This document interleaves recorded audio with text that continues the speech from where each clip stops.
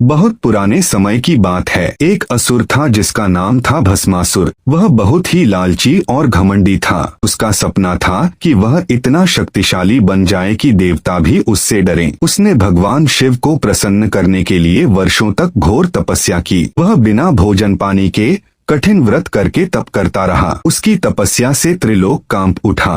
अंत में भगवान महादेव प्रसन्न होकर उसके सामने प्रकट हुए। महादेव बोले, वत्स, मांगो, क्या वर चाहिए? भस्मासुर ने तुरंत कहा, हे भोलेनाथ, मुझे ऐसा वरदान दीजिए कि मैं जिसके सिर पर हाथ रख दूं, वह उसी क्षण भस्म हो जाए।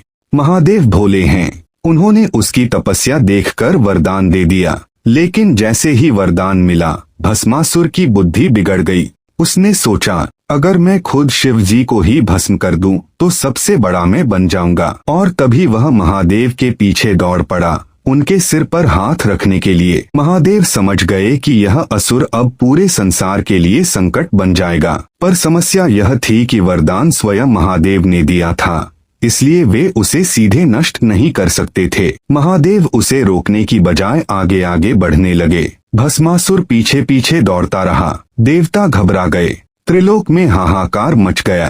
तभी भगवान विष्णु से प्रार्थना की गई, हे नारायण, महादेव की रक्षा कीजिए। भगवान विष्णु तुरंत समझ गए कि यह संकट युद्ध से नहीं, बुद्धि से हल होगा। तभी विष्णु जी ने मोहिनी रूप धारण किया, एक अद्भुत सुंदर स्त्री का रूप। मोहिनी वहां पहुंची जहां भस्मासुर महादेव के पीछे भाग रहा था। भस्मासुर ने जैसे ही मोहिनी को देखा, वह महादेव को भूल गया। मोहिनी मुस्कुराई और बोली, असुरराज, आप इतने वीर हैं, फिर इस तरह भागदौड़ क्यों? अगर सच में शक्ति है तो मेरे साथ नृत्य कीजिए। भस्मासुर मूर्ख था। वह मोहिनी पर मोहित हो गया। उसने तुरंत कहा, हाँ, मैं नृत्य करूंगा। मोहिनी ने नृत्य शुरू किया।